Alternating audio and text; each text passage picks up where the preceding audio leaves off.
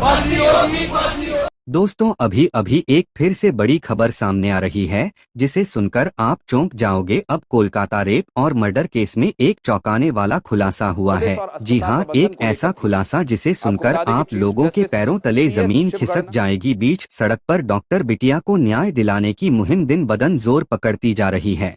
और यह खुलासा किसी और ने नहीं बल्कि एक महिला ने किया है जिसके बेटे का एक्सीडेंट हो गया था और वह उस रात अपने बेटे को लेकर आरजी कर अस्पताल इलाज कराने पहुंची थी। उसने उस रात ऐसा क्या देखा था कि वह उसी दिन डॉक्टरों से भीड़ गई थी, पर उसकी एक नहीं सुनी गई। इस खुलासे के बाद नकाब के पीछे के वो सारे चेहरे बेनकाब हो जाएंगे जो इस केस के असली गुनहगार हैं। अगर आप चाहते हैं कि डॉक्टर बिटिया को इंसाफ मिले तो वीडियो को लाइक करके कमेंट में अपराधियों को कैसी सजा मिलनी चाहिए हमें कमेंट सेक्शन में जरूर बताएं। आगे की खबर विस्तार से जानेंगे। कोलकाता महिला डॉक्टर केस पर सुप्रीम कोर्ट में आज दोबारा बेंच बैठी। सीजेआई डीवाई चंद्रचूड़ के नेतृत्व में बैठी 3 जजों की बेंच ने कोलकाता सरकार के वकील कपिल सिब्बल से कड़े सवाल पूछे।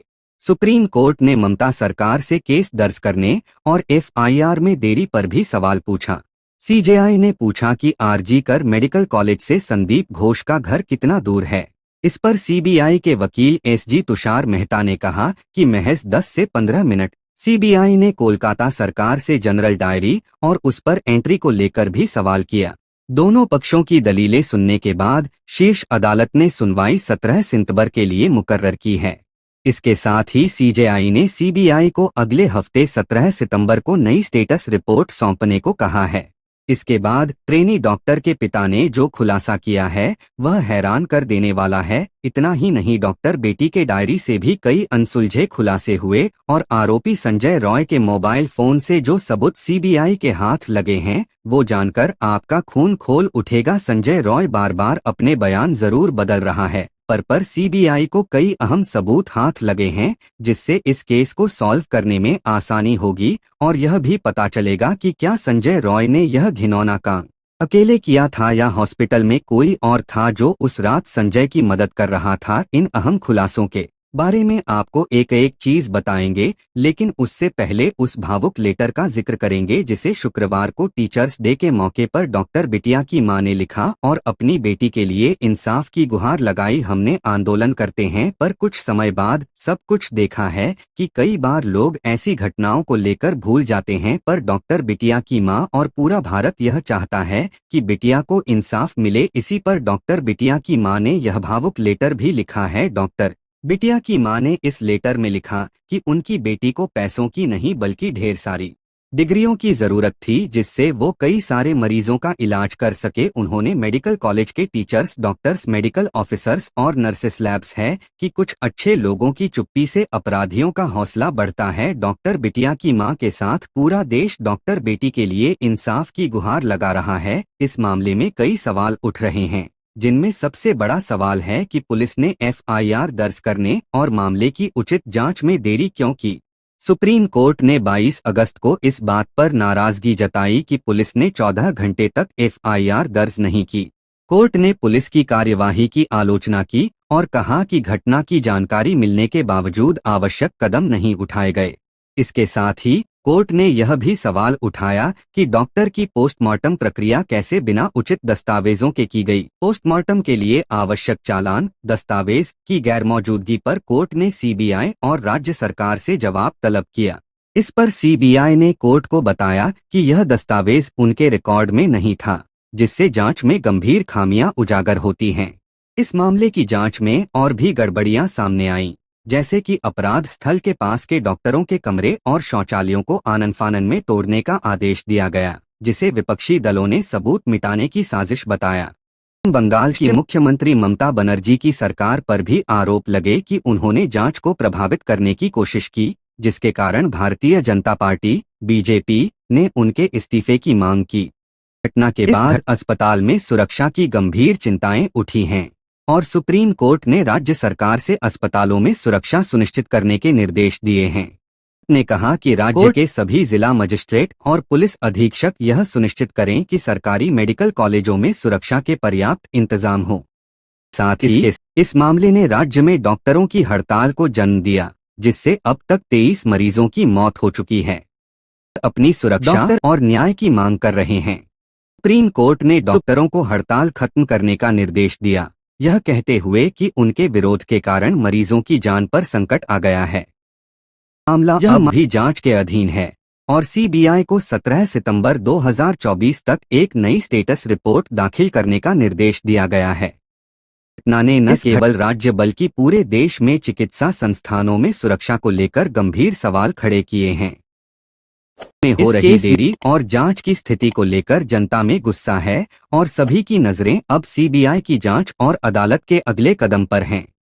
लगता है यह केस हर गुजरते वक्त के साथ पेचीदा होता जा रहा है, लेकिन इस मामले में जो चौंकाने वाला मोड़ सामने आया उससे केस के काफी हद तक सुलझने के असर भी नजर आ रहे हैं। इससे पहले कि हम उस महिला के खुलासे पर आए जो अपने बेटे को लेकर उस रात अस्पताल पहुंची थी, आपको कहानी को सिलसिलेवार ढंग से समझना होगा क्योंकि अब पूरी कहानी पलट चुकी है। अब तक आपने जो सुना या देखा उसमें काफी लिपापोती हो चुकी है। आइए जानते हैं सच क्या है संजय रॉय की गिरफ्तारी से पहले और बाद में जिस तरह एक के बाद एक वारदात की कड़ियां उससे जुड़ती चली गई, उसने न सिर्फ वारदात को बल्कि उससे संजय के कनेक्शन को भी बिल्कुल साफ कर दिया। 8 अगस्त की शाम से लेकर 8 और 9 अगस्त की दरमियानी रात को अस्पताल में ट्रेनी डॉक्टर का कत्ल करने और फिर अगले दिन खुद के गिरफ्तार होने से पहले तक सीसीटीवी कैम से लेकर मोबाइल फोन की लोकेशन, सीडीआर और चश्मदीदों के हवाले से उसकी जो गतिविधि सामने आई है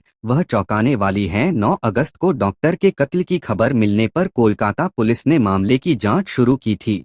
कोलकाता पुलिस ने सबसे पहले अस्पताल के इमरजेंसी बिल्डिंग और सेमिनार हॉल के इर्द गिर्द सीसीटीवी कैमरों की फुटेज को ही खंगालना शुरू किया। इस कोशिश में उसे सेमिनार हॉल के इर्द गिर्द कम से कम 15 लोग नजर आए जिनसे पुलिस ने पूछताछ की। चूंकि इन सारे के सारे लोगों का कत्ल के कोई लेना देना नहीं था तो इन्होंने पुलिस के जवाबों का सही उत्तर दिया और शक के दायरे से बाहर निकल गए। लेकिन एक शख्स ऐसा था जो अब भी पुलिस की जद में नहीं आया था क्योंकि वह वारदात को अंजाम देने के बाद पुलिस के बैरक में ही जाकर सो गया था, वो भी नशे में धुत होकर, क्योंकि अब तक पुलिस ट्रेनी डॉक्टर के कत्ल की टाइमिंग मोटे तौर पर पता कर चुकी थी। उसने 8 और 9 अगस्त की रात 3 से 4 बजे के बीच की सीसीटीवी फुटेज पर अपना ध्यान केंद्रित कर दिया। इस दौरान फुटेज में संजय रॉय ही सेमिनार रूम के इर्द गिर्द नजर आया। अब क्योंकि संजय रॉय दूसरे सीसीटीवी फुटेज में इसी अस्पताल में भर्ती एक मरीज के पास आता जाता हुआ दिख रहा था, तो पुलिस ने संजय के सीसीटीवी फुटेज का ग्रैब निकालकर उसे अस्पताल में भर्ती एक मरीज को दिखाया। यह मरीज और कोई नहीं बल्कि संजय रॉय के दोस्त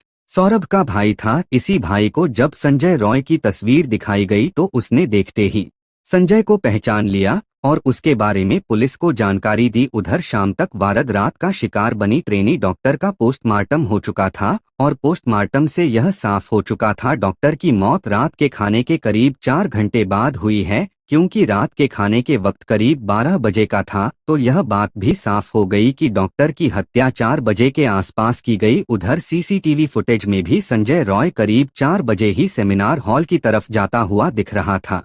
ऐसे में दूसरे सबूतों के साथ साथ सीसीटीवी फुटेज भी इस बात की तस्दीक कर रहे थे संजय को उस केस में गिरफ्तार करना चाहती है। उसने संजय को कई बार फोन किया पर संजय ने फोन नहीं उठाया और फिर कुछ समय बाद पुलिस ने उसे धर लिया। जब आरोपी संजय का पॉलीग्राफ टेस्ट हुआ तो उसने अपने आप को बेगुनाह बताया। उसने बताया कि जब वह सेमिनार हॉल में गया उस समय डॉक्टर बिटिया की मौत हो चुकी थी और वहां उसका शव पड़ा था, जिसे देखकर वह डरकर भाग गया। जबकि संजय ने ही 10 अगस्त को गिरफ्तार होने के बाद अपना गुनाह कबूल कर लिया था। क्या उसका इस तरह अपने बयान से यू टर्न लेना इस बात की तरफ इशारा कर रहा कि उसे फंसाया जा रहा है और क्या वह निर्दोष है, या फिर संजय रॉय अब जान चुका है कि वह अब नहीं बच सकता इसलिए नई नई कहानी बना रहा है। हालांकि संजय अब तक पुलिस की जद में नहीं आया था, वह पुलिस की पकड़ से उस वक्त तक बाहर था। दोपहर को जब सौरभ के भाई ने संजय रॉय की पहचान कर ली, अब तक सौरभ को नहीं पता था कि पुलिस संजय को खोज रही है। इसी बीच उसने संजय को फोन कर दोपहर के खाने के लिए बुलाया। अभी संजय रास्ते में ही था, तब तक सौरभ को उसके भाई ने फोन पर यह जानकारी दी कि पुलिस अस्पताल के सेमिनार रूम में हुए डॉक्टर के रेप और कत्ल के मामले में संजय को ढूंढ रही है। यह सुनकर सौरभ हक्का बक्का रह गया। हालांकि सुकांत मजूमदार ने संदीप घोष पर गुरुवार को सीन पर सबूतों के कातिल कितना भी शातिर क्यों ना हो, पूरा भारत मिलकर उसको उसकी मंजिल तक जरूर पहुंचा देगा। आप भी बताइए कि इन दरिंदों को क्या सजा देनी चाहिए। आप लोग कमेंट बॉक्स में कमेंट करके जरूर बताना। मिलते हैं अगली वीडियो में। धन्यवाद। राक्षस थे। 8 अगस्त की रात कोलकाता के आरजी कर अस्पताल में 31 साल की जो ट्रेनी डॉक्टर की रेप की वजह क्या है। हालांकि अब देखना होगा कि इस आदेश को किस तरीके से फॉलो किया जाता है।